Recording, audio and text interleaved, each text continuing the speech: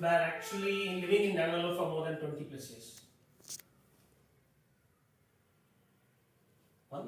20 plus years. Okay.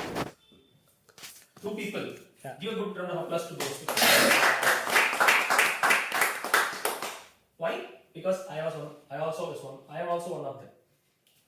So my journey of life started in a place called Pattikote. That's where I was born in the year 1983.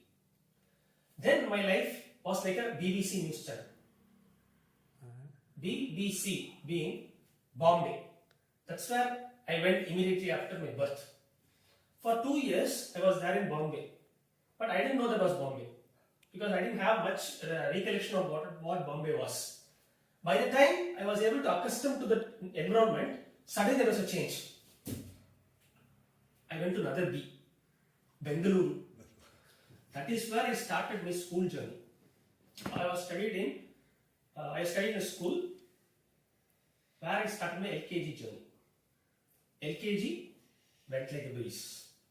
Then UKG started.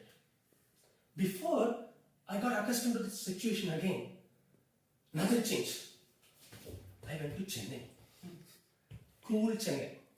That's what I started my school journey again. LKG over UKG over. From first standard till 12th standard, I studied in modern senior secondary school in Bangalore. That's what my journey of school started. After school, I ended.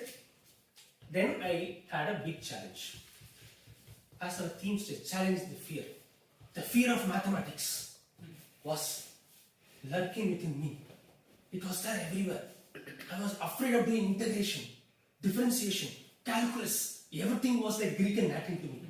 Even though my teachers struggled to teach me, I struggled to get marks. I was not able to get marks at all. My teacher said, this guy is worthless. Let's concentrate on the people who are going to get good marks. Send them for our students. I was an outstanding student. Standing outside most of the time. Then I said, I was completely declassed, demotivated, degenerated. What and all you put adjectives, it was me. I was completely demotivated. I don't want to go to school at all. But then, one thing happened. I always used to see this kind of album with my father. He was collecting stamps.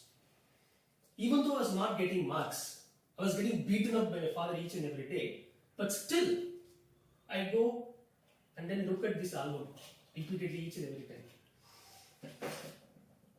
Then, I was not qualified to study engineering because of my poor mathematics skills.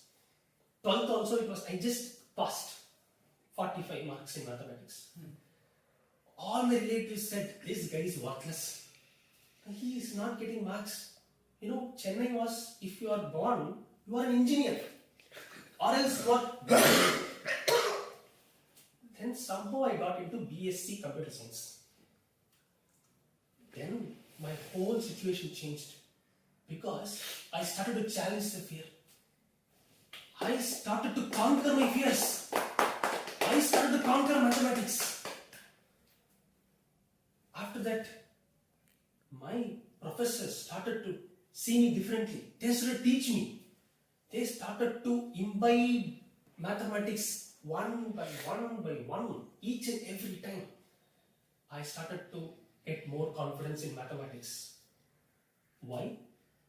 That's the curious case of a philatelist. Because once you get a hobby like this, you started to concentrate more. Your concentration is not distracted. It is actually focused on one particular thing. I started to collect stamps because of my father's initiation. He said, focus on something which you like. I started to focus on collecting stamps. That concentration somehow wiped over my studies. I was able to focus on my studies more. Like how light is getting focused on me now. Then I was able to conquer mathematics. I got 70 plus marks in my BSc Computer Science.